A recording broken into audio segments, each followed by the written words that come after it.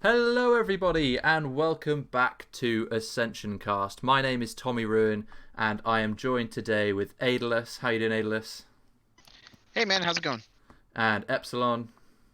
What up? I'm doing pretty good. And today we are joined by Junior, who is a Underhold player who's got a lot of experience playing on Laughing Skull as well, and is a very good PvPer. So we're going to be talking about PvP a little bit today, and going over that. How are you, Junior? Yeah, what's up? Not too bad, man. Excited to what her future holds. So, what have you all been doing recently in game? I know we've just come out of a raid. We probably shouldn't talk about that. We've just been doing some next round all together. But what else have you guys been up to in Ascension this week? I've been pretty much preparing as many professions as possible going into TBC. Like tailoring is going to be extremely potent going into TBC, so I had to prepare as many alts as possible. I'm looking at about 5 to 6 alts. Yeah, we'll definitely dive into that in a second and talk in detail as to why we need as many tailors as we can. What about you guys, Eps? Same. I've been preparing a lot of professions, switching the professions on my main, and getting alts ready with extra supplies for things like alchemy and, of course, tailoring. So it seems like a lot of profession stuff. Aidalas, what have you been up to? I leveled a new character on Medivh for that specific purpose, but other than that, I'm not going as deep as these guys. So I guess as we're all doing prep, because that's exactly what I've been doing as well, we should probably just jump right in and talk about the pre-expansion prep and what we've been doing to make sure that we're ready when TBC launches on the 21st. So, Junior, as you've been probably creating the most tailoring alts, do you want to go ahead and explain why tailoring is going to be so strong, especially on launch, and why we need loads of alts with tailoring? Yeah, I think I might as well just dive in straight into tailoring. Says themselves. Essentially, the tailoring, like Spellfire, is going to be your Lionheart helmets of TBC and etc. And every healer and caster is gonna want to get their hands on it. And our guild is actually going to be operating on communism basis. We're going to be pulling all the cloth in the bank and trying to get the sets pumping as much as possible. So hence that is what got my decision behind going like up to 6 alts, just to get as much cloth as possible. But the cloth, like the Spellfire, is it Spellfire cloth? it's What's the cloth spell called? cloth. Yeah, it's spell cloth. Spell cloth. So that's on a cooldown, isn't it? It's Yeah. like a daily cooldown, or is it? It won't 4 affect the days. daily cooldown. Yeah, for those who are in TBC Discord, that they've talked about putting it on a 4-day cooldown, so it's even more critical to get as many alts going because it's gonna make every single cooldown cycle count. Yeah. And the faster we have everyone geared, the better. So the gear that you get from tailoring is pretty good. Sorry, Eps, go on, yeah. If I may interrupt, in TBC proper, it had a 3-day cooldown, and you get 1. But if you are specialized in Spellcloth tailoring or Spellfire tailoring, I believe you get 2 instead. And if you want Spell Strike plus Spellfire, you need to have 54 Spellcloth. Is that in total to get all the pieces? To get all 5 pieces of gear is 54 Spellcloth. So, And that's just for one person. Yeah. Healers would be looking at Spellfire and White Mint sets. Both are really amazing, and both also they give you an additional into spell power conversion. Yeah. And healers will, I think, will be looking forward to just converting all their intellect into healing power. So why is this gear in particular? Because I as you mentioned last time, I never played TBC proper when it was out, and I'm like, this is going to be a first time running through for me. I learned a lot about vanilla when we were playing through Classic on Ascension, and this is going to be a whole new learning step for me. So I'm sure that's the same for a lot of people. Why is this stuff so good in comparison to the stuff that you can get from Heroics and from Karazhan, for example? Because frankly, most of their itemization was done before TBC came out, so a lot of stuff that is like in Heroic Dungeons Tier 4 is very poorly statted. And a lot of the crafted items, they got their stat changes in 2.1, which made them a lot better. For example, if I'm not wrong, the White Man Sen used to have intellect proc instead of the intellect to spell power scaling. Okay. And it had different stats as well. Right, so it's just in terms of pure stats and the bonuses that it gives, it's better for casters, especially for tailoring. Essentially, yeah, it basically offers better stats than what Karazhan has to offer. So chances are casters will not be seeing their new pieces before tier 5 unless you're planning to use, for example, like Void Heart, because thankfully Void Heart happened to hit the jackpot when it came to itemization. And what's Void Heart? Is that the Warlock tier? That'd be Warlock set, yes. Okay. So, Aidalas and Epzilon, what specs are you thinking of playing? Are you going to have to do this tailoring grind to get your best? Pretty much. I'm going some form of caster. Right. So you're going to have to do the tailoring grind and get ults up ready for it. Yeah. Yeah, it's kind of been like even the players we have in our guild that aren't casters, it's just been like nicely asking, "Hey, can you make a tailor? This will just help the raid team." Yeah, and it is weird, isn't it, that you have to have so many ults just to do things faster, even though you're only going to be logging on those ults once every 4 days, if that's what they put the cooldown to, just to make one cloth which you'll send straight to your main. It's really bizarre. I mean, that's what it usually comes down to when when you start to min-max stuff. Yeah, true, I guess. So apart from tailoring, is that the only benefit you're going to be getting from tailoring then? Just the extra spell cloth from the ults and the really good gear? Bags. Bags as well. Bags. That's gonna be a big money maker, I think, as well on the side, if you like, because TBC bundle is gonna be going away, right? And I think there might be a bit of influence. You never know. There's probably gonna be influx of new players coming out as soon as TBC goes live. Yeah. And they're gonna want their bags. Those Netherweave bags. Yeah. So go ahead. Give me some money. Buy out the bags. Yeah, and do tailors get leg enchants? Spell threat, I believe it's called. Yeah, the leg enchant would be from Scryers or Aldor rep vendor, and it gives you spell power and stamina. Are those bind on pickup or are they BOE? So could you sell those leg enchants as well? You can craft them.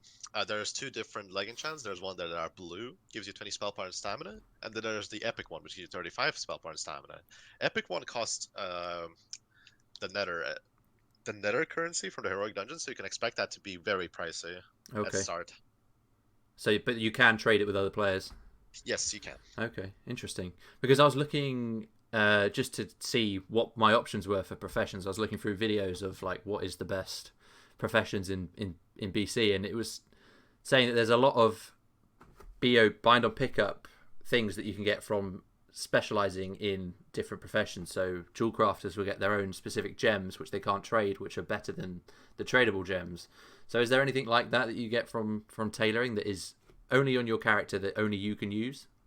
Okay, I think the video you've been looking at is probably Wrath of the Lich King bonuses. Tailoring had their cloak enchant, but it's not gonna be available to Wrath of the Lich King, unfortunately. Right. But tailoring, the gear, if I'm not wrong, spell strike is bind on pickup. Oh, okay. So you have to be tailoring in order to use that. If I recall correctly, the Spellfire requires Spellfire tailoring to even equip. But it is bind on equip, which is weird. I did see some things that require, like for the leatherworking, requiring a certain leatherworking specialization for you to even equip the item. So I guess that's the bonus that you get there, is these really OP crafted items. Essentially, yeah, that is the big reason why you would go, for example, as blacksmith, you'd have to go weaponsmith in order to get Storm Herald. As tailoring, you have to go spell tailoring to get the 2 cloth per craft, and to be able to use the spellfire set. So you can't just drop these professions once you've got the items you want and then pick up something else. Yeah, no, you will not use those items. All right, because I think, is that the case for enchanting, where you get the ring enchants? Yeah, that is also the case, because then your ring enchant will be red, and it'll say it requires enchanting 350. Oh, okay. Fun fact: it used to not work like that in actual TBC. Yeah. So the most min-max players, I guess we'll call them, would relearn enchanting just to enchant their rings and then drop them. Which is crazy to me. Like, imagine the amount of gold you're going to be spending just to get that extra enchant on your rings. I'm more interested in knowing if this is going to be changed due to high risk, because I do believe that people will not be very excited. Like, imagine just going out, they drop Nagrand and they kill a guy and he drops an item from profession that they cannot equip. Mm. And like for both sides, because one side just lost a crafted item that they just put a lot of resources into it. Another side sucks because they cannot equip it. Bloody spell strike that no one can use.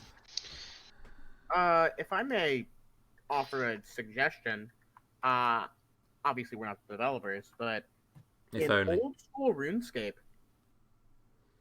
they have a system where specific drops that aren't like tradable will instead turn into piles of gold. Oh, interesting. There used to be this PvP Discord before PvP Progression, the final one, where GMs were asking pretty much a feedback on the stats on these sets they're adding, and one of the suggestions I added was that one of the biggest complaints was that if they get killed with arena gear, they drop the bloody arena gear, which is essentially useless to them because most of the time wouldn't even give them PvP power.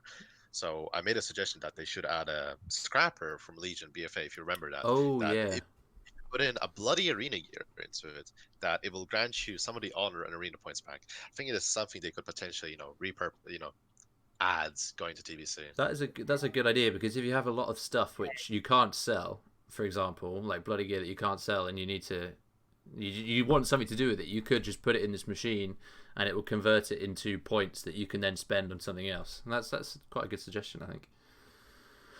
So going back to the prep. Oh, sorry, Epsilon, go on. I'm sorry, I need to be right back. Okay.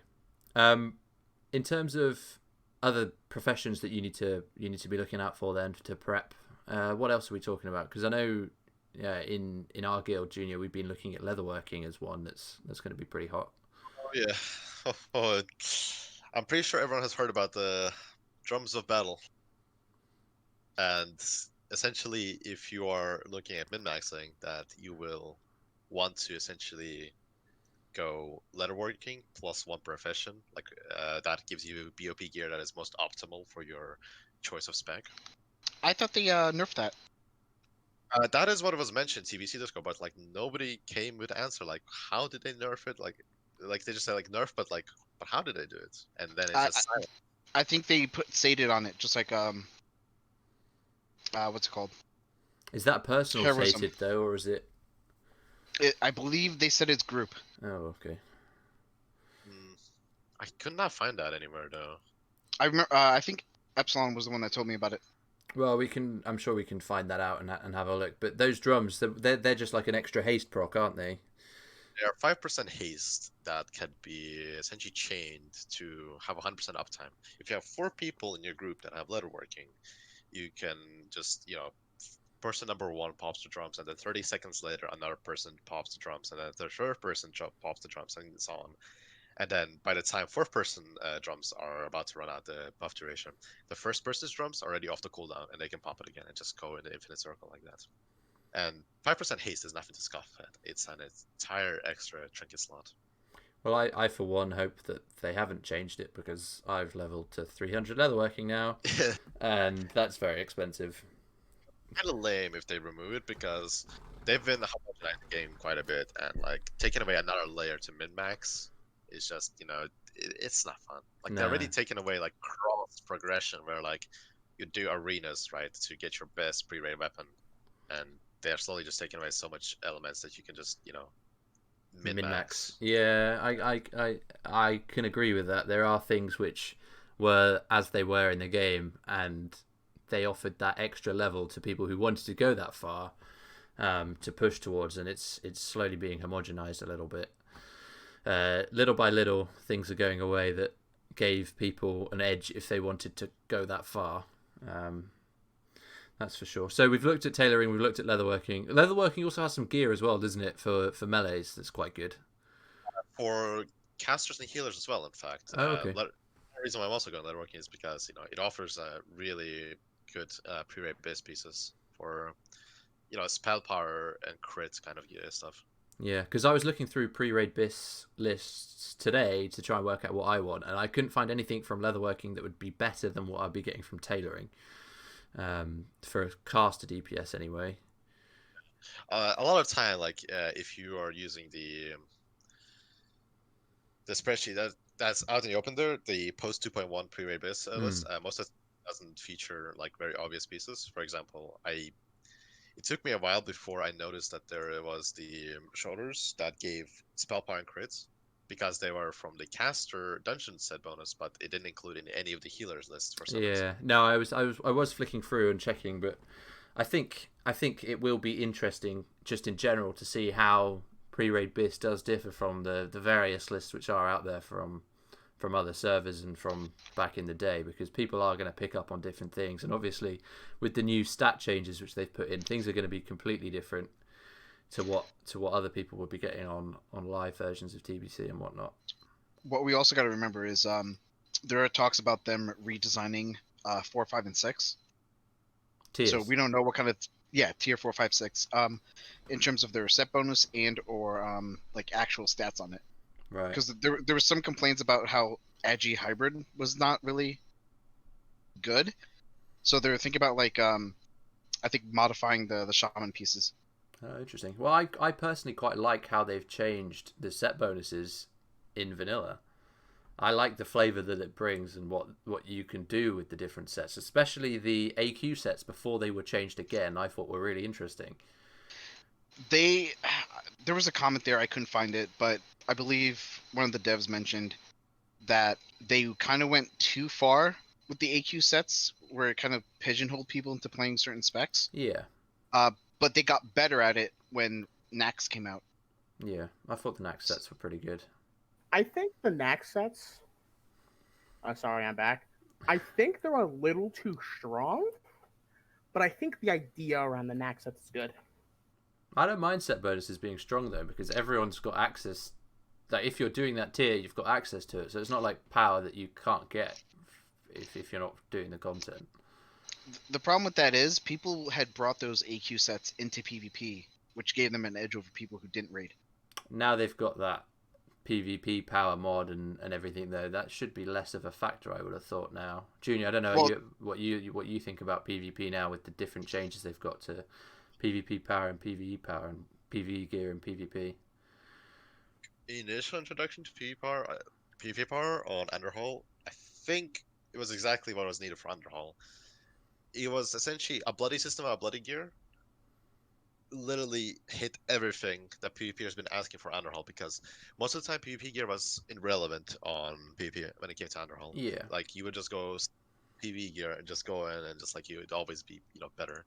But now PvPers have an actual edge over PvEers. Like they can no longer get like one shot by Spellfire, Frostfire sets, because I think some might have seen the TJ's clip floating around where 80% of the damage done was just by spell barrage, and like that's never enjoyable. Like you sit in an arena slaving away, getting all that rating, and like some sucker who just stepped out of raid just comes in, just taps you with one arcane barrage, and you're dead.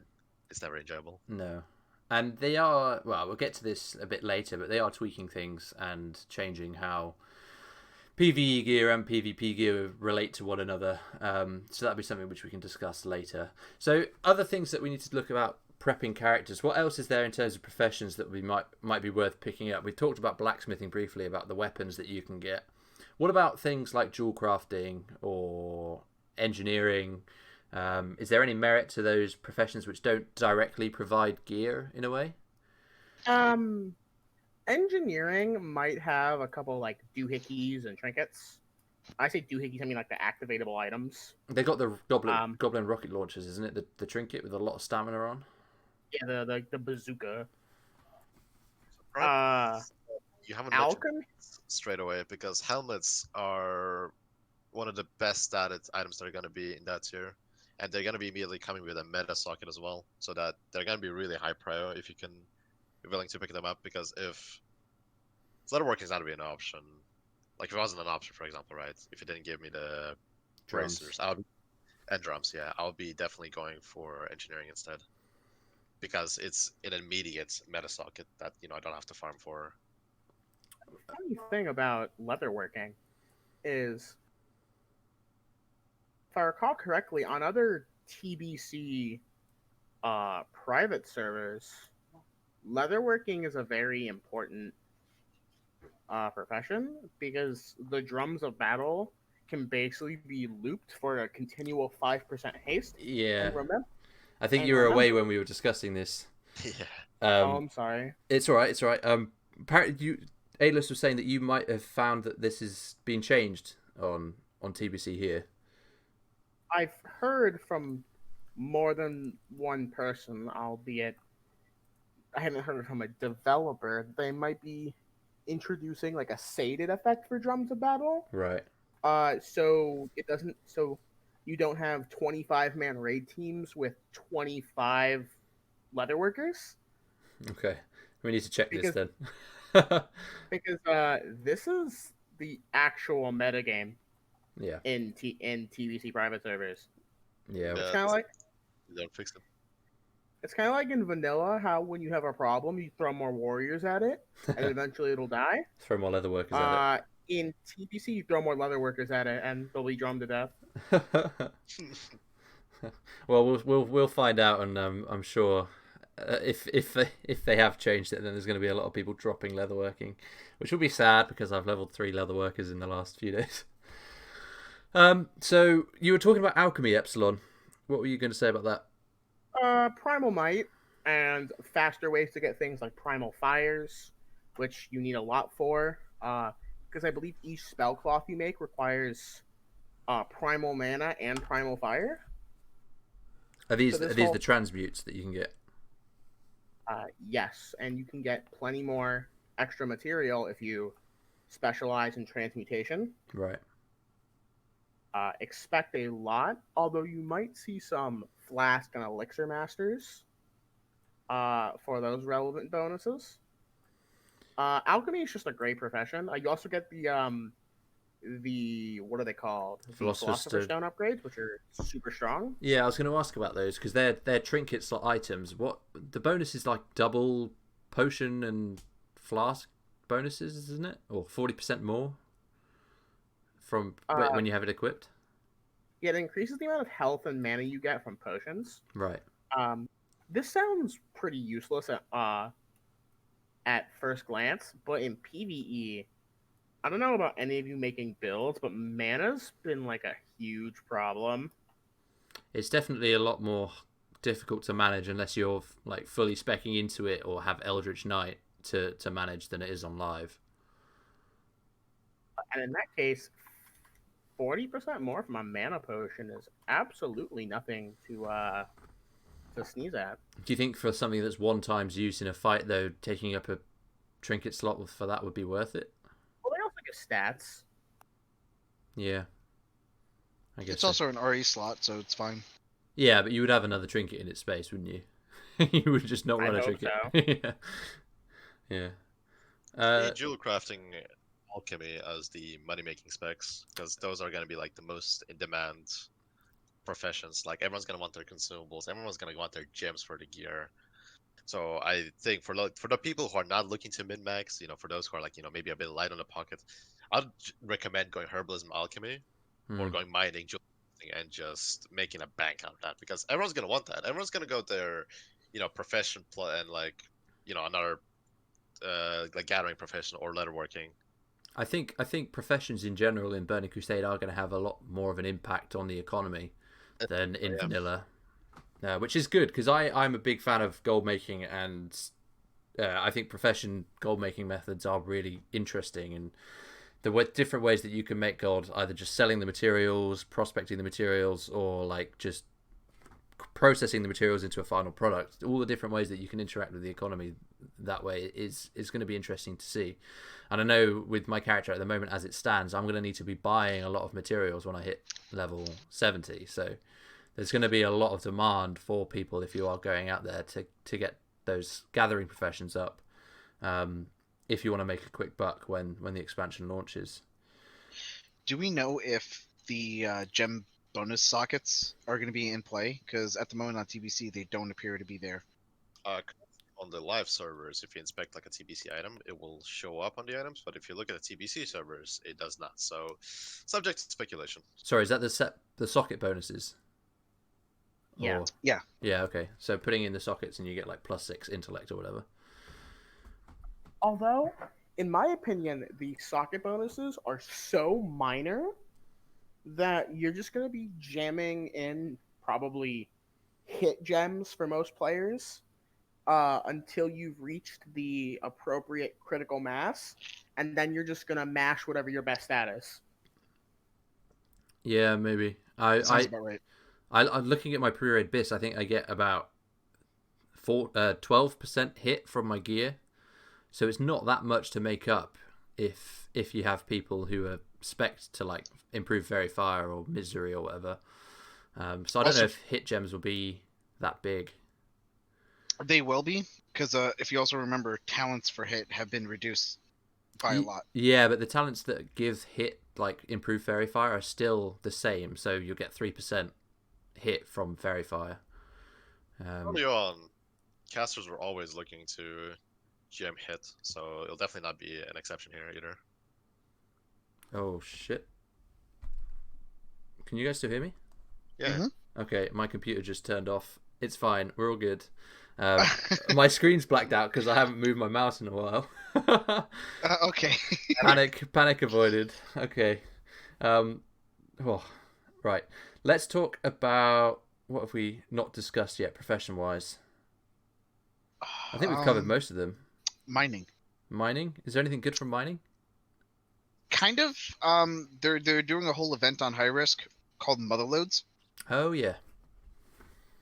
It's kind of like a, I don't know if it's a honorable combat zone or like limited or free for all, but it's supposed to be like this big mound that everyone can like hit it at once.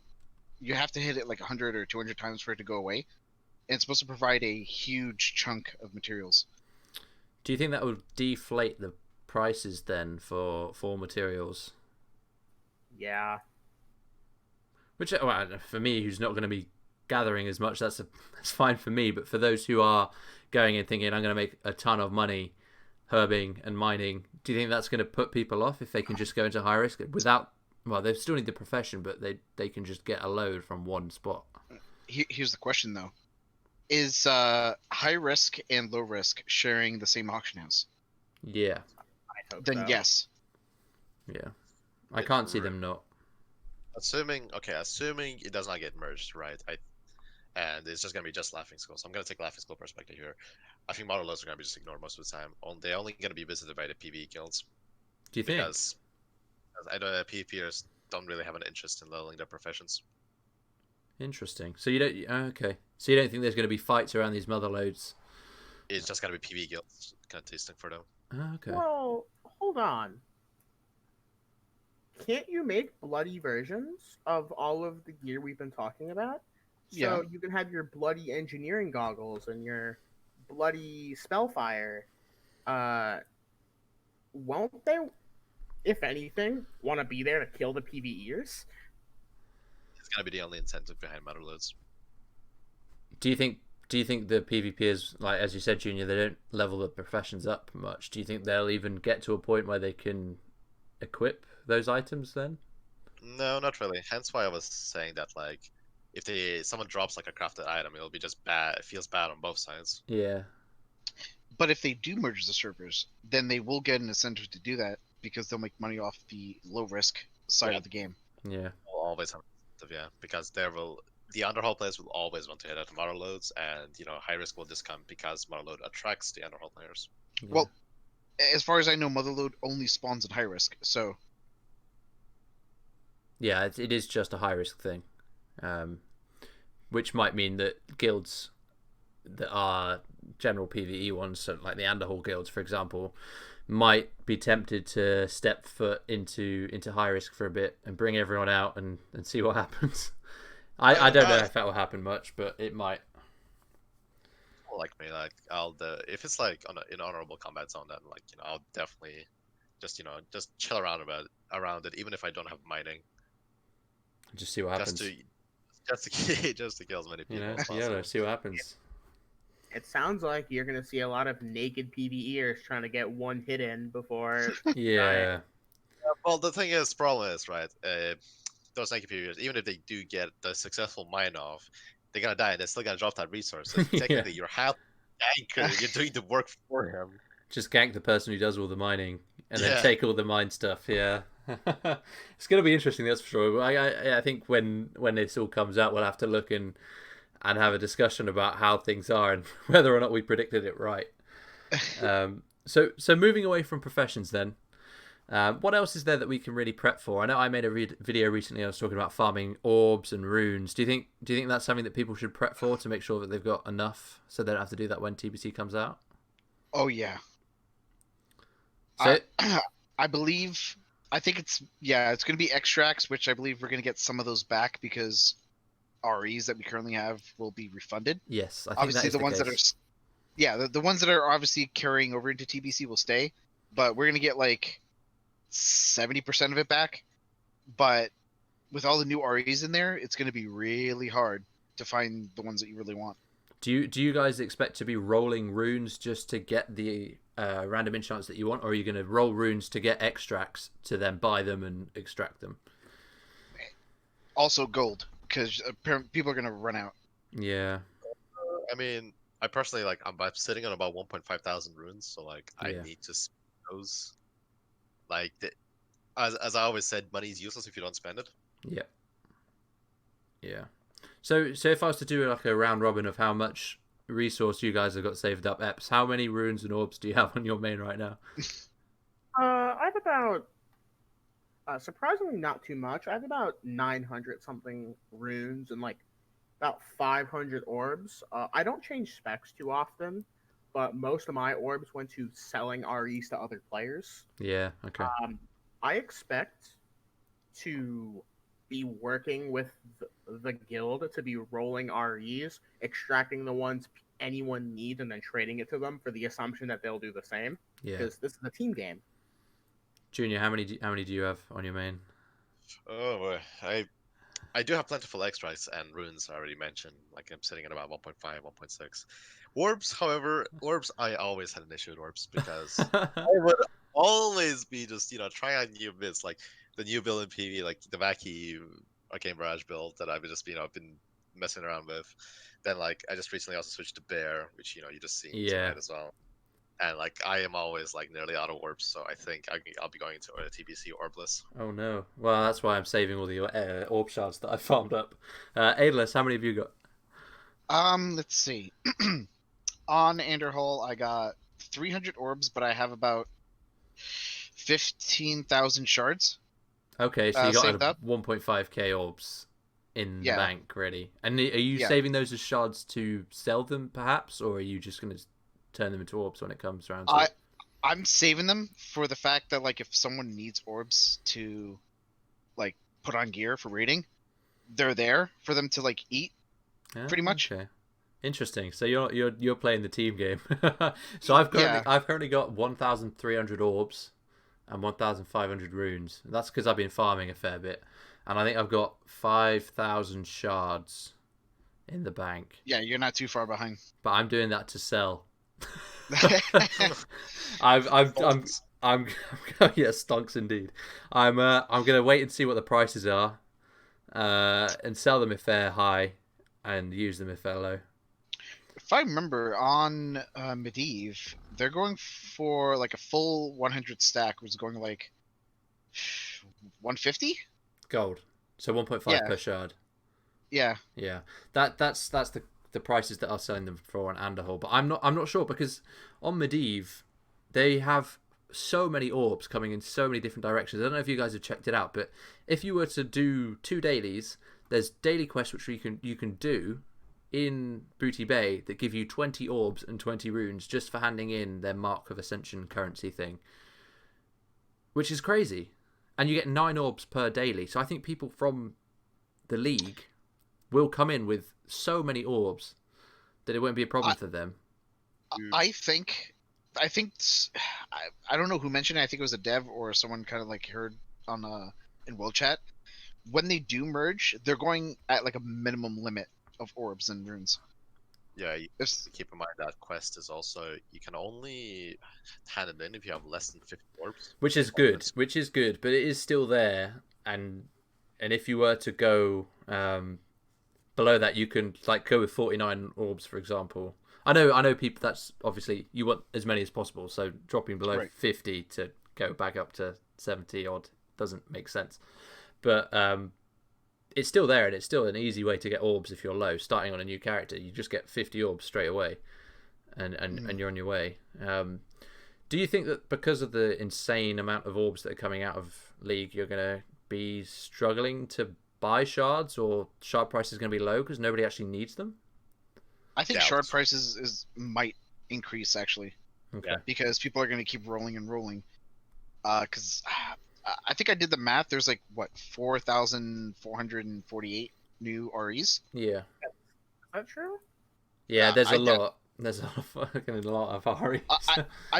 I posted it somewhere where it's like there's like what 105 pages of just green REs by itself. Yeah. Keep in mind that a lot of the vet players who are not playing on Medivh are also want the orbs. Yeah. And obviously, you're able to transfer your orbs over from Medivh character to your main unless it's in a shard. Yeah, that's what I'm banking on for selling mine. I'm hoping there's going to be some players coming back who haven't necessarily farmed up enough. We'll see. That'll be our main audience essentially. Yeah. So orbs, runes, gold. Is there anything else that people should be really looking for in terms of preparing their characters? Yeah. A good time right now, since it's still active, is to get arena points, I guess, and then convert them into honor to get respecs. Oh yeah, that's not a bad shout, because you can get them fairly with the double honor that's going on at the moment. You get 4,000 honor per 100 arena points, don't you? Correct. So, and a respec is 12,000 honor, I think. Yes. For the ability side, and I think that's about double right. that. Yeah. For the other one. It's cheap anyway to get respecs through arena points. So if you're sitting around doing very little, and you want to get some easy respecs that are prepared for when you're going to be chopping and changing with all the new stuff, then definitely check out doing some arena, because even if you lose, you get like 40 points plus another 40 because it's doubled. And if people haven't, go to Chromie. She's out now. Oh yeah, of course. Yeah, currently on Underhaul, you get more arena points depending on what rating you are. So if you're 1,600 rating, you're going to get the most efficient essentially rates when it comes honor per hour. You're going to get more honor than if you were to do battlegrounds, and obviously you're going to get more pops on battlegrounds. So if you're 1.6, then I would definitely just suggest you just farm arenas as much as possible to the point where you cannot get Q pops. Yeah, that's not a bad one. Character is going to be, for example, above 2.2, 2.3, you're out of luck. This option is no longer available to you. Because of the timing it takes to get a queue. Yeah, it's very dreadful. I've had 1v1 daily that I've accepted about 3 weeks ago, and I still haven't finished it. I'm at 8 out of 10 completed. Oh man. Well, that's a topic for the final segment, which we're going to look into PvP. That's for sure. One thing which I think is quite difficult for players who play on Underhaul specifically, who aren't necessarily interested in leveling a new character for the league, is getting a build ready for TBC for leveling. Because if you don't have TBC Alpha, or you're not playing on the league, you have no way of really planning what you want to do come the launch. I mean, I'm going to have 3 days or 4 days whenever the league merges in to plan what I'm actually going to be leveling as and getting that build set up. Do you think that that's quite a disadvantage or not? I think that is quite a bit of a disadvantage. I think I want to suggest to devs that they really need to expand their talent calculator. They not only need to add like the TBC calculator, but they also need to make it that there's a window on the side that is essentially like representing like the glyph window, and where you can just drop in and out the REs that you would use, what there's available. So you'd have your 3 REs, the epic REs, the legendary in the middle, and then all around is like your greens, blues, whites, and like this would give people like all the planning they can do. Yeah, that would be something very nice, because currently the build calculator is just set for the legacy stuff, isn't it? Which is going away in less than it's 20 days to the day it's going away. So, and the changes are coming and they are live on Medivh. So if you aren't you're not going to be building for legacy builds anymore. That's why I've stopped making build videos, because it's going to be 20 days and it's all gone. What's the point? It's very difficult to actually plan what you're going to be doing. That's actually quite important on my end.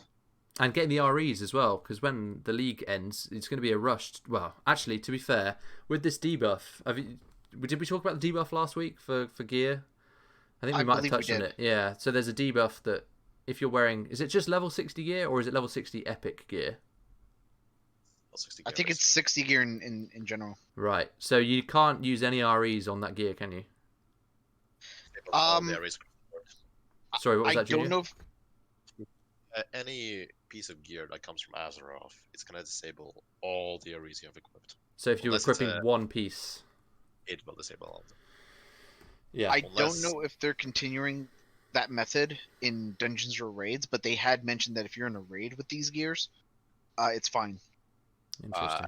Should also mention that legendary weapons or like items in general will be fine. They are not affected by this. They will not give you the debuff. And back to the topic of the players that don't have the TBC access, don't play on the league. I think I should bring up that people should be looking at TBC right now like it's a completely different server. Yeah. Ascension Class, Ascension TBC are two entirely different games. Different beasts And entirely. you should be essentially discarding the knowledge you have of Ascension Classic and just going in Ascension TBC with a fresh mind that, it's a completely new server that I haven't played before, and just, and if you're going with that mindset, you are like less likely to be, just disappointed with like whatever build you had before and it's not working again now. I've had to hide the video I made on strength casters because it's just getting so many comments from people playing on League like, what the hell, this isn't very good. It's like, this is old knowledge now. We need to progress and start going with this new knowledge that we're going to have to be dealing with for the next 3 or 4 years. Yeah, it's a massive meta change for how people will be building, and builds are definitely going to be shaken up by it. So we've talked about Medivh, and Junior, I know you've been looking a lot at PvP on Medivh specifically. Epzilon and Aidalas, have you played any more League in the last few weeks apart from getting REs? Just leveling up profession. Okay. That's about it. Yeah. Eps?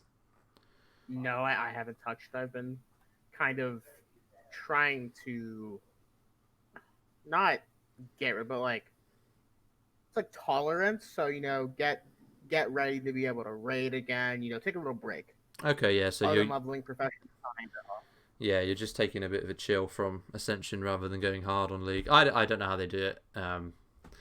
People going in raiding every day because the lockouts are reduced. It's kind of crazy to me.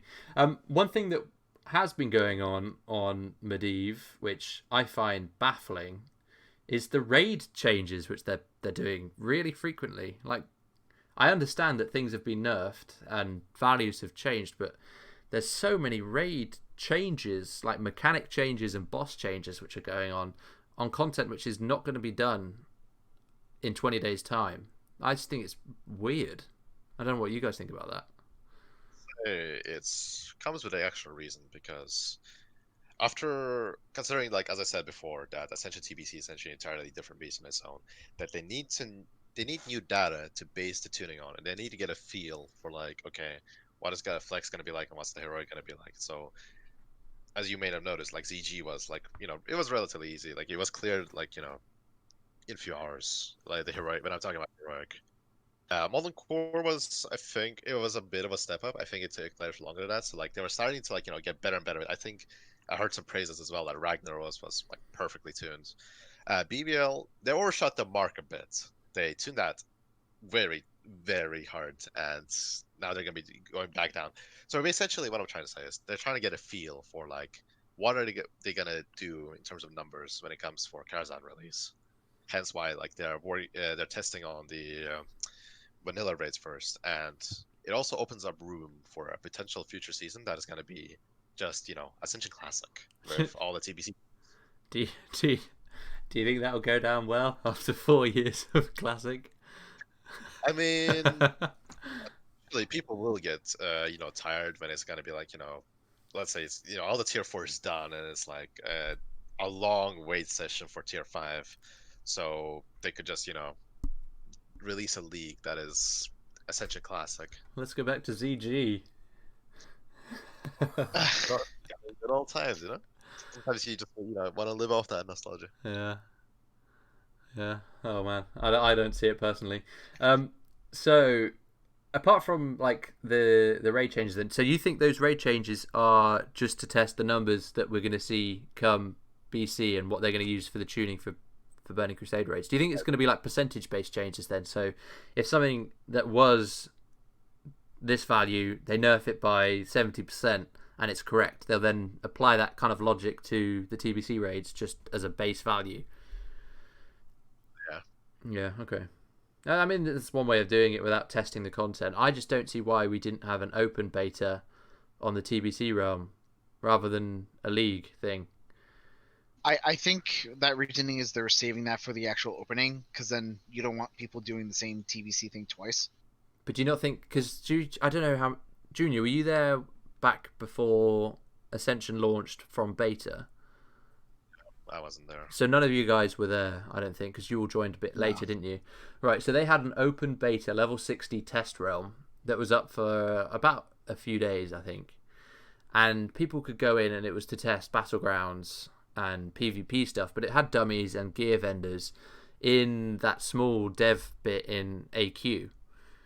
And I don't see why they couldn't have done that event again, but at level 70, and had dungeons open for testing for everyone to do something similar that would test the content that we're actually going to be doing at the level we're going to be doing it in the gear that we're going to be doing it in.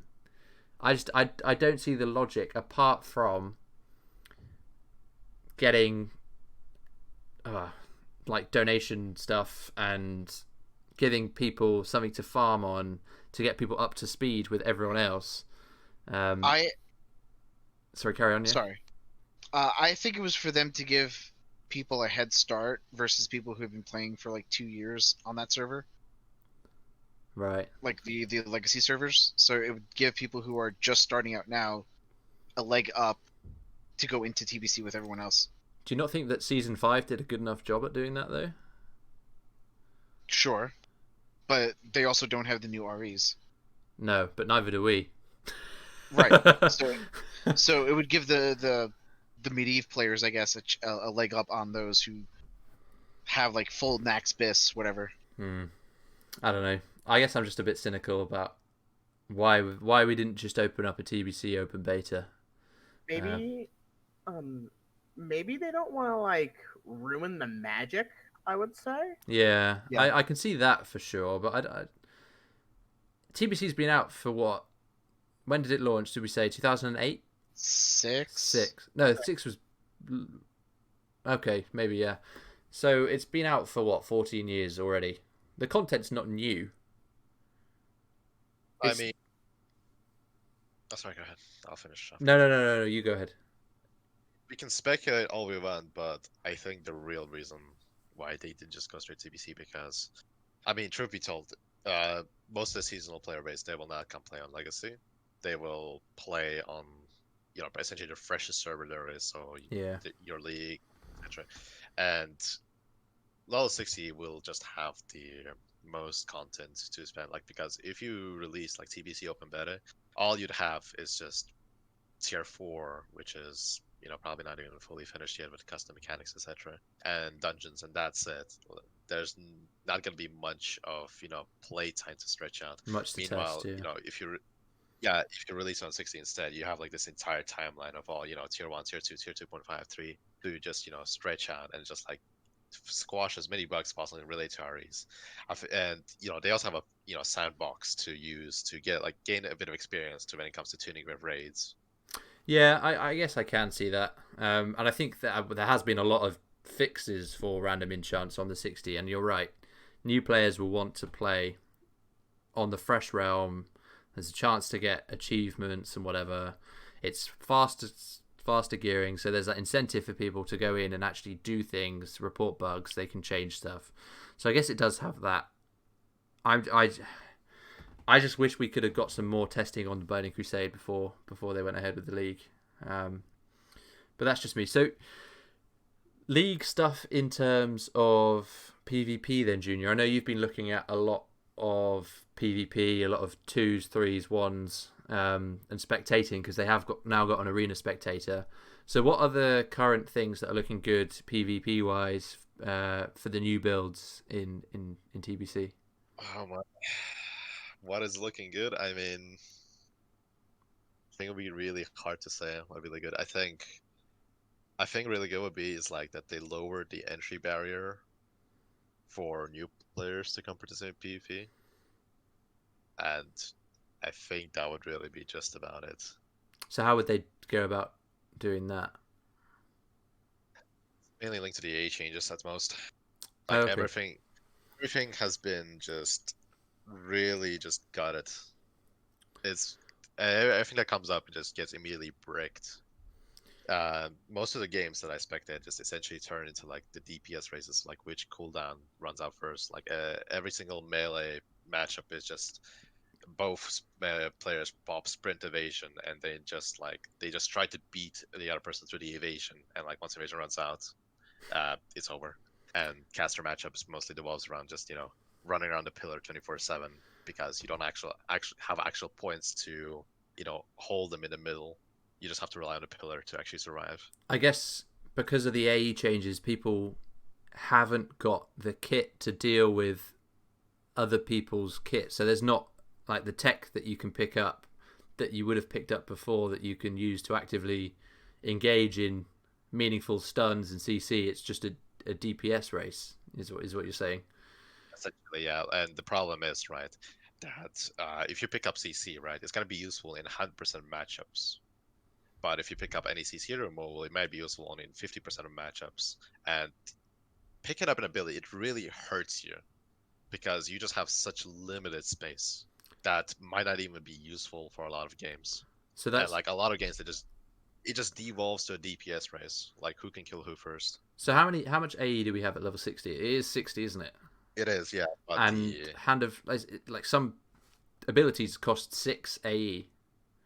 So that's 1/10 of your spell budget in one ability. And most of that is this PvP stuff, isn't it? Like the stuns, the CC, they are the high priced spells. So how are you going to engage in meaningful PvP if you can only pick up 10 spells? it has certainly devolved from what it used to be, from basically towards the end of the legacy PvP. Like it was turning into like essentially a resemblance. Like you've seen that magic scene where like Neo essentially like dodges all the bullets. It's like it was turning into like really crazy stuff because it was just everyone's just using like immunities to reset any of like the big cooldowns, and it's just like a CC removal after CC removal, and just like who can use the cooldowns best. It would be like insanely fast paced, and like better player in the end would come out at the top. But then you introduce the seasonal players, and they couldn't keep up. They started out at the bottom of the chain of just learning all of that. Yeah. Or, like all and like how fast paced it is, and they just quit because they don't want to learn all of it.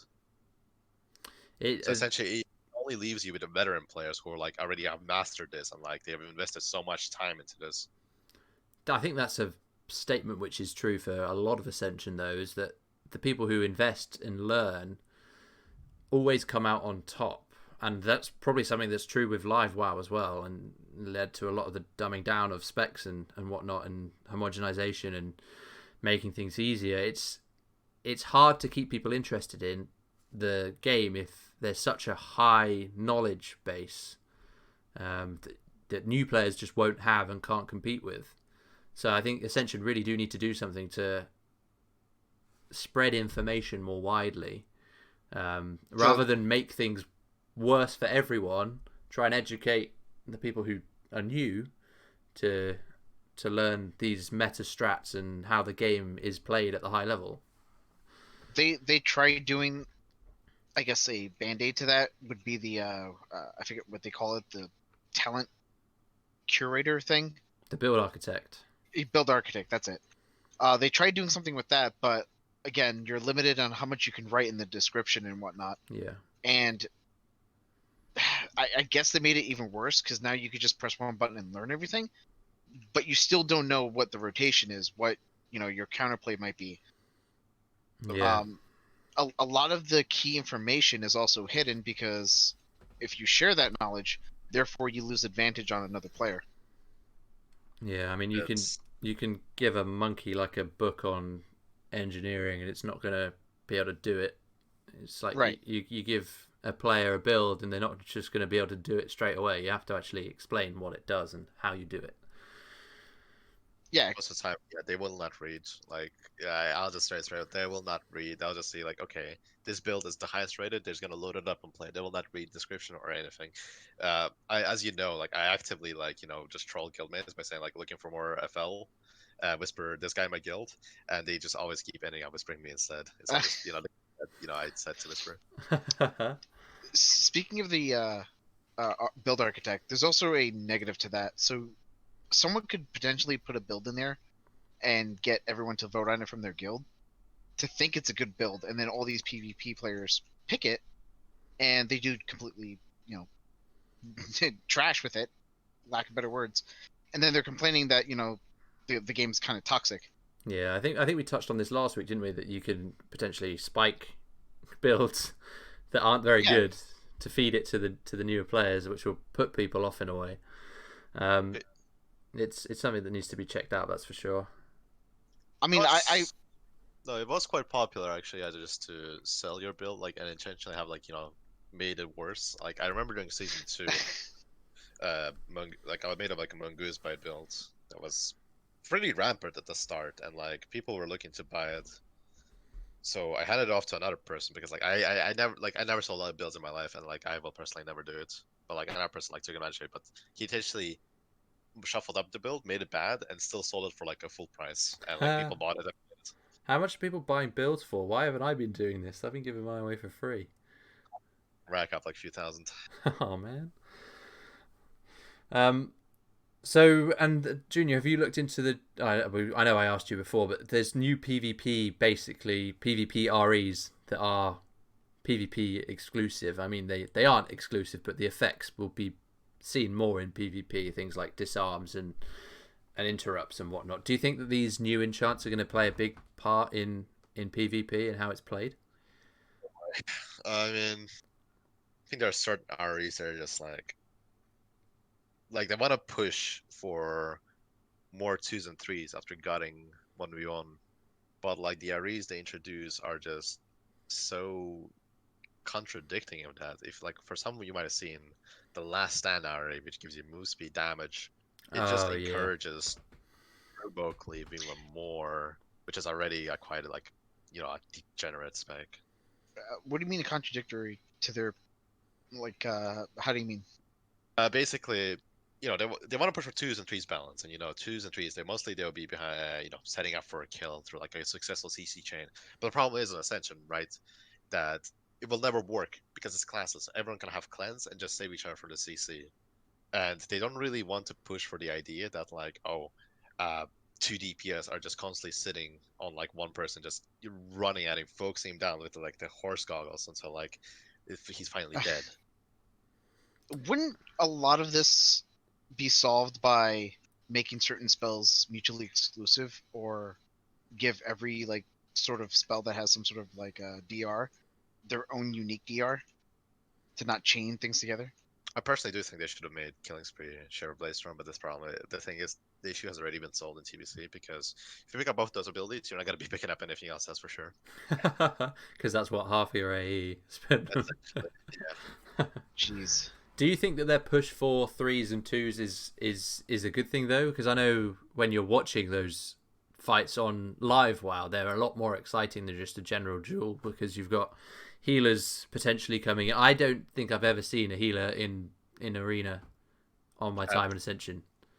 At current state, no. I think all 3 brackets are currently inherently just broken, flawed, and all that kind of stuff. PvP right now is just, it's not in good state. Like, it's in complete opposite what's currently going on in PvE right now. It's just a disaster, and I think a lot of it is attributed to 2 notable developers, Kalden and Nimzo. And do you think that's because they're trying to balance things for PvE and PvP together? No. No. It's because they just honestly, it doesn't look like they seem to have an idea what's going on.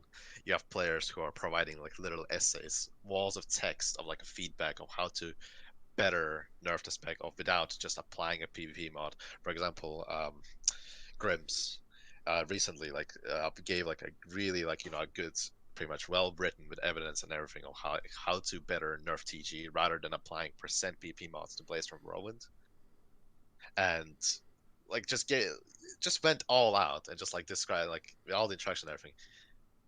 And what they do instead, the exact next balance match, is they just put PvP mod on Blaze from Whirlwind instead.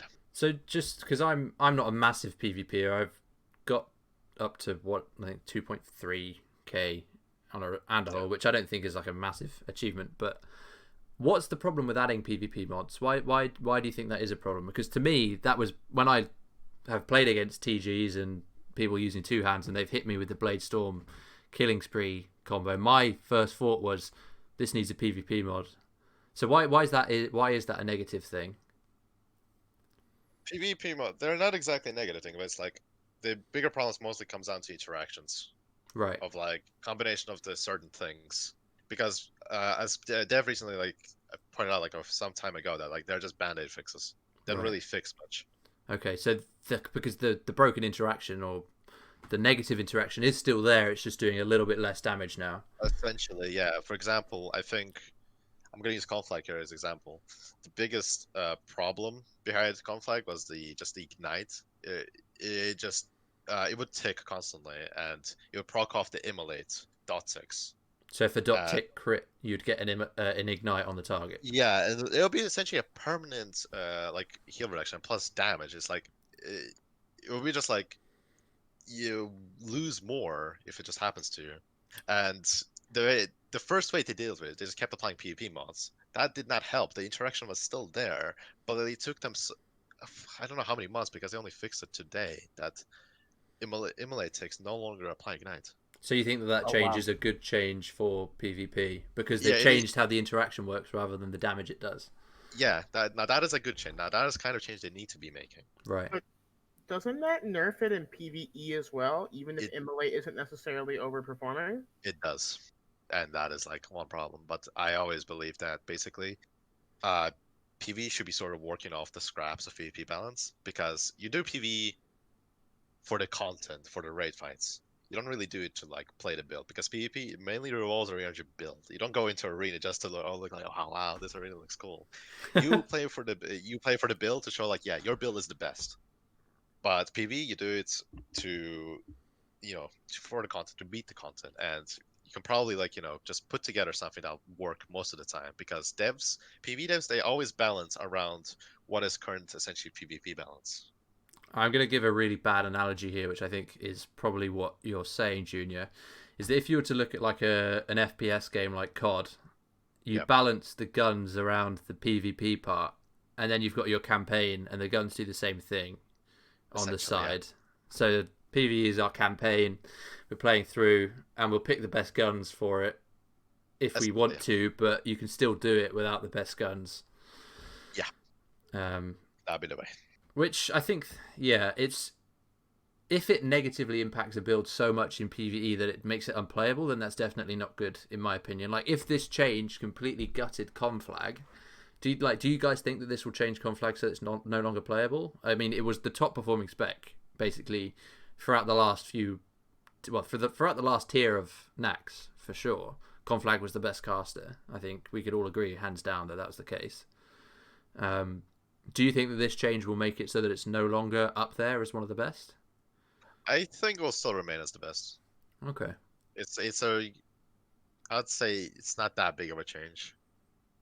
Like it'll take a hit, but it's like it's gonna be a rather minor one. It's still gonna be very much playable.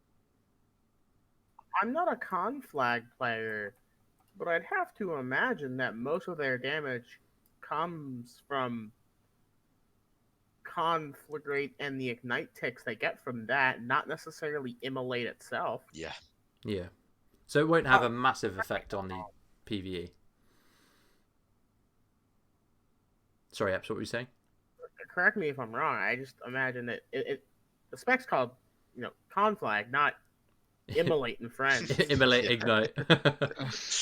Yeah, I don't know. Ignite in general has been like a big troublemaker, I think, for Fire Specs. Is what been causing them to just overperform in general. To be honest, I'm So, surprised they haven't made it so that it's just Fire Mage spells that are yeah, going Oh along the no. changes that they've been making on TBC. I'm glad that this is a way of fixing it rather than doing that, because that would have been kind of sucky. yeah, I think in general they should be making challenge balance changes that way because, for example, Shield Tank's been like really oppressive during season 5, and For you know PvP. they have yeah, for PvP. And at the start, obviously, they tried PvP mods and everything, but it took them forever to finally make it so that you cannot critical block against players. And like that change, like was the change they should have made all the way at the start, not just slap a PvP mod on everything until it sticks. I mean, I think that's fine because that's a change that doesn't impact the other side where shield tanks are fine. Yeah, that was like a win-win-win kind of change. It nerfs the strength, sorry, uh, strength of the shield tanks in PvP. It only affects the PvE scene, and so it's a win-win-win for every single side. Yeah. No, I think it's a hard thing to do for sure, trying to get Yeah. things right in both camps, because there are definite camps. There's people who PvP, there's people who PvE, and there's a few in the middle who like to dabble in both. So keeping everyone happy is going to be difficult, and keeping things balanced is going to be a hell of a job. I mean, it's impossible. But trying to do it as well as possible by changing the interactions rather than changing the damage is probably the best way to do that. So I've seen a lot of talk on the Medivh Discord channels about various builds which come and go as being like flavor of the month almost, but not month. It's like flavor of the day due to broken RE interactions. I heard a lot about Fungarians. Do you know what was going on with those Fungarians? I think it was firstly the interaction, the fact that you could use Fungarians and then Trents. They didn't share the cooldown.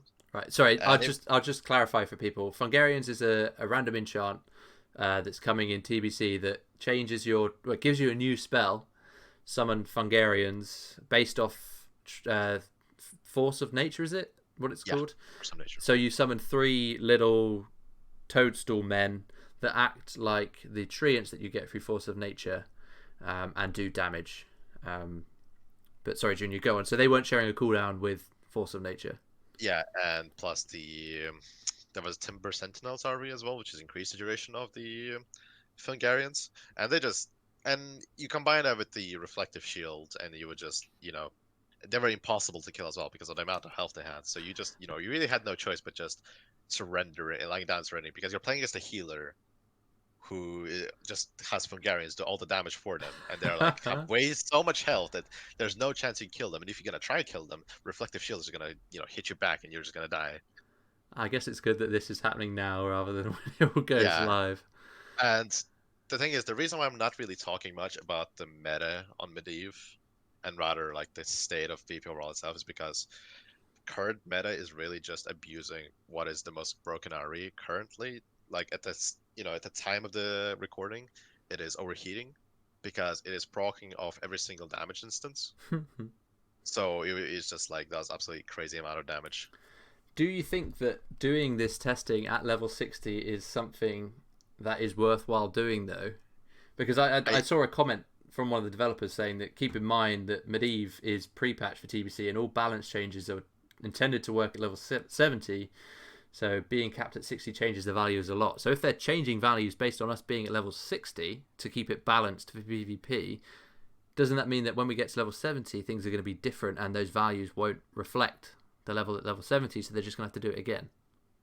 I would say it's overall beneficial because a lot of the fixes they've done towards those broken REs are in fact bug fixes. Notably, as you have just heard, I've thought that Fungarians, they didn't share the cooldown between the Force of Nature and the Fungarian Force of Nature, and they got rid of that thankfully, so it's not going to be here on TBC. But the thing is, if they're going to nerf the damage of the Fungarians, that means the level 70 Fungarians, which were not an issue at level 70, are going to be kind of poor.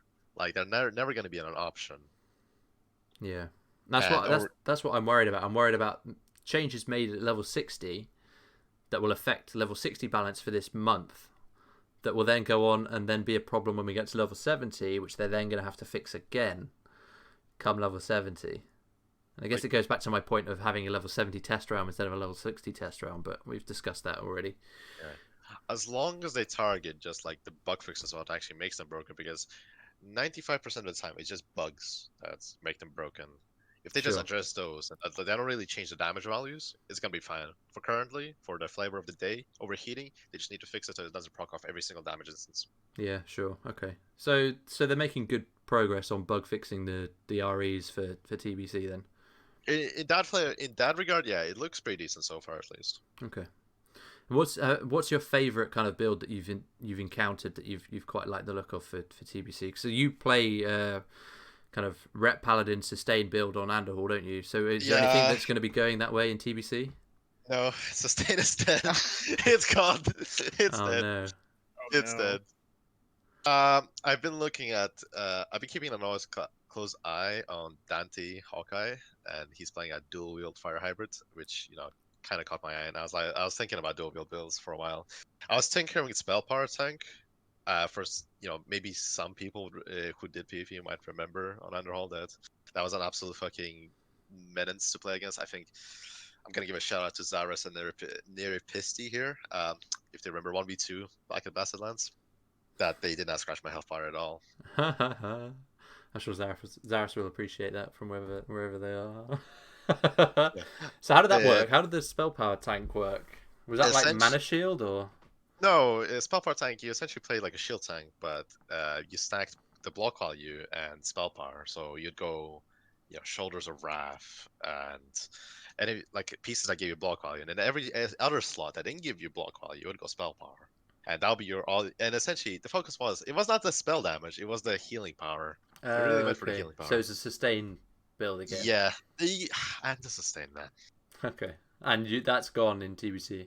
Yeah, like that's gone, and it's like it kind of breaks my heart, but like we gotta adapt and overcome. Why is it gone so much? Is this because of the AE changes or RE changes? Why is it such a difference? Because most of the sustain specs, they had to focus on going for essentially hybrid statting, and as many of you are aware, hybrid statting is not very possible on a TVC. You Right. have to essentially allocate spirit in order to get all that healing power, or like you have to go strength in order to get that attack power, and like you have to make this choice. So you're not going to see any hybrid melees, like sustained melees, really. It's only going to be casters because you get that. At least you get some form of benefit from. Well, even then, you're not going to be doing any damage with this spirit allocation, really, are you? Yeah, I do think there is still maybe a sliver of hope for sustain. It is maybe possible to revive. Like I might be just looking at it the wrong way, but it's like everything heals for so little. I mean, I tried out the current build I'm running on Underhall on TBC, and my Flash of Lights went down from healing for like 1.2 thousand to just healing for 300. Oof. Yeah, and our health bars are always like also bigger, so it's not impactful at all. Yeah, that's not nice. Aidalas and Epzilon, do you dabble in PvP at all?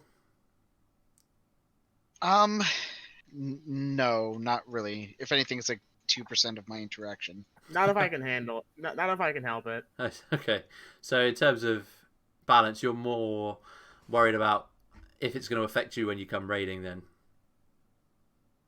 Yes, but we also try to put out suggestions that would also kind of not hinder PvE, and we try to like give out PvP suggestions, trying to like play both sides. Yeah. Because in order to get one, you have to Think look about at the other side. Yeah. That's a good comment. What Aidalas is talking about is exactly why, back when I was more active in suggesting REs, half the time I would give them stipulations to where they either have built-in modifiers for PvP already, or to make it so they don't work in high-risk battlegrounds or arenas at all, because low-risk PvP doesn't matter, but arenas and battlegrounds need to be balanced for what it's worth. Yeah, like if they made PvP specific REs, just like what Ep said, it would probably be better. Same thing with raiding. Like if this only works in dungeons and raids, that would probably also help out too. What do you think about that, Junior? That's a PvPer. I mean, I do think they should have introduced the PvE only areas. Do Oh you? god, I think there was a talk. I think there was a talk that that they were planning to add like the raid dungeon drop areas. Yeah, I That, remember hearing that's about the raid those. event. And if No. they just if they just introduce those like pretty crazy areas and just restrict them to PvE only, that'd be pretty interesting to see. I don't know if I'd like having to farm like 2 separate sets of REs just to do different sets of content. I think that adds another barrier to entry to the That's content. what I was. Yeah, this is. Remember, like when I was talking about the talent calculator, when like Yeah. how like I was not playing League. I think they should have honestly made it into a glyph system because they now have like okay, you have 3 epics, 1 legendary, and like that sounds like something that could perfectly fit into a glyph system. I think that's they should have made so that you don't like when you get a piece of gear in a raid, you can probably slap it on straight away. You don't have to like oh wait, I have to plan an array. Oh, I have to plan a chance. Like you just you drops, you just slap it on straight away. I quite like personally the enchanting and the random enchanting side of things. I really enjoyed things like reforging and whatnot in live. So I'm quite a big fan of the things that you have to do to improve your gear to make it as good as possible. I just don't really like the idea of having 2 separate sets of not gear but random enchants that you would have to get to enter both content. I don't know. I just feel like we mentioned earlier with the barrier to entry and knowledge, it would add that again, and people who are just starting out and don't have access to those REs will be at a massive disadvantage compared to people who do. I think the biggest headache really, like I'm just gonna go back to like saying like when they introduced the bloody system and bloody gear underhaul, is when I would try to mix the PV gear I use for main spec in PV and like try to use in PV. It's like okay, I need to make it so that our race perfectly overlap with each other's build. Yeah. And it's just like trying to think that through. It's like, oh no. PV like not slot specific REs I think might help in that way, in that if you change spec, your REs will change with that spec. Yeah. I would be very keen for that, but I don't know if that's something that they can do. That's probably how they should have designed it in the first place. Yeah. It would be I guess then you would argue that maybe it makes the resources less important, but then you also could have just not made us get as much resources in exchange for not needing as many resources. Yeah. The supply and demand would change. Yeah. No, I think that would be a better way of changing that system, and I think a lot of people have been asking that for a long time, because like you said, if you mix and match sets and have one like Nelt's tier, for example, and you want to use that for multiple sets, you have to make sure that you've got a random enchant on that item that will fit all of the other sets, so that you don't have too many REs of one type or something that doesn't fit your build. And if you were to do that in a RE set instead, that wouldn't be a problem.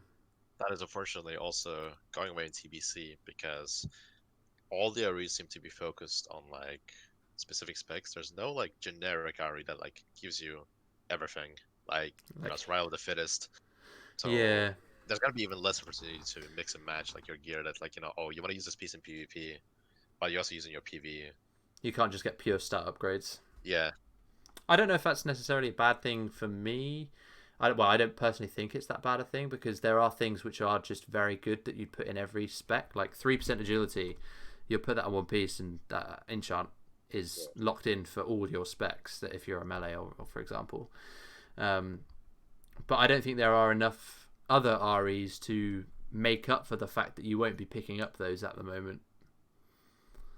Speaking of REs, you guys are aware that you can't have like epics and legendaries on weapon slots, right? Yes, they've changed that recently, haven't they? You can't weapon swap epics or legendaries anymore. Now, I also read, and I could be misreading it, they also changed it so you cannot switch weapons at all. In combat? In general. Correct. I think they fixed that. That was a bug? They removed that fairly quickly, because there are a lot of reasons why you want to unequip weapons during combat. Yeah, like if you're mind controlled.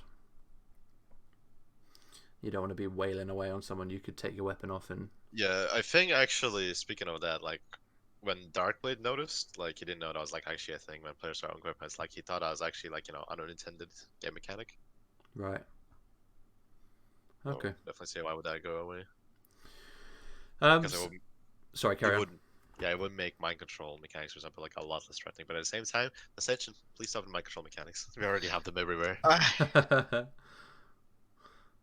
um, just to wrap things up, then, what do you think PvP in the world is going to look like in TBC? Because obviously there's world objectives. You've got Alkandun, you've got Halar, you've got the points in Hellfire, and you've got the points in Zangarmarsh. Do you think they will be active and people will do them? Or points. Can you just like elaborate more? Because like, I don't think I've You've kept got track of that. You've got the towers in Hellfire Peninsula that you can capture, like the world PvP objectives. Yeah, I am. People will definitely do the Hellfire one for quest purposes, but I'm not sure about the rest of them. Like, I haven't actually looked into the rewards for those. Like, I know Hellfire one at this on release will be a hotspot. Like, everyone will. Well, Like, yeah. you can expect to be a bloodbath. So probably, if you don't like PvP, I would. If you see that quest that requires you to capture one of each tower, I'd suggest you abandon that. And what about Halar? That's in the Grand. I think. I know it rewards mounts, but like I'm not sure what were the other rewards. So, like I know the mount collectors will definitely go out to have a jab at it. Yeah, I'm But not too sure on the rewards myself either. I just know that Yeah. there's the Talbot mounts from there. Yeah, which I are generally quite like hot. didn't check the PvP faction rewards that much because I don't think I'd be really poking into them that much. My main interest is like arenas and so on. Yeah, okay, that's fair enough. Well, I think we've covered quite a lot today. We've talked about pre-expansion stuff, we talked about Medivh, and we talked about PvP. I don't know if there's anything else you guys want to add before we close off. We talked about everything as far as I can tell. Yeah, all right. I think I really haven't talked about, like I mentioned this before, but the contrast between PvE and PvP. Sure, go for it. Yeah, it's Yeah. like the current state of PvE. It's looking very promising. Like the two devs that are responsible for it, the Sinstalis and Darkblade, they're doing essentially everything that you would expect a dev to do. Like they're very communicative. They're like really like considerate, like a feedback, and like they're always like hands on deck. And as a result, PvP looks fucking amazing. PvE. Yes, PvP. But on the other hand, you have PvP, and like as you mentioned, like Grims who submitted an essay, and like his PvP is dismissed, and as a result, like they try to go with their own thing without like reconsidering. Just like they go off like whatever data they seem to gather, and just like it turned into this, mess of complaints, and it's just like nobody seems to enjoy it. I've seen a lot of stuff on the suggestions tab, and I guess it's coming from Medivh, so there might be bugs included in a lot of these complaints in the suggestions tab, but I have seen a lot of negative response to some of the changes that are coming that are specifically towards PvP. So yeah, it might be something to gather some feedback and really target why people are thinking things aren't playing as well. This is a suggestion for the devs rather than just slapping a PvP mod on it. I mean, I've been talking to like everyone, like from LS especially, like who are essentially top level PvP, and like all of them collectively have thought like that, this is the worst it's Ascension has been at in terms of PvP. Like season 5 as a draft mode was more promising than this. Right. So you think that the changes from season 5 into TBC have been the worst changes? Yeah. Okay. Well, that's definitely a negative point to end on. But hopefully, with some feedback that everyone's been very happy to provide on the Discords, that they will take note and we will see a massive improvement come Burning Crusade. I just want to thank you guys for listening out there. Thank you to Aidalas, Junior, Epzilon for joining in on this podcast. We don't have any questions to answer today, but do comment on the video with any questions, and in the next podcast we will have a look and answer some of those. So thank you guys again for listening. Thank you guys for being with me here today. I don't know if you want to sign off and say anything. Actually, yeah, I do have something. Please cash and deliver all the cloth on Underhall you have to Junior. Thank you. Epsilon, do you have anything you want to sign off and say? Nothing particular, but I am looking forward to TBC at this point. And I really hope for the best. I'm ready to do some TBC content. I've never done it when it was current. Aidalas, anything from you? I just hope it's worth the wait. Yeah. Well, we'll see you guys in a few weeks' time. Thank you very much for watching, and we will see you all very soon.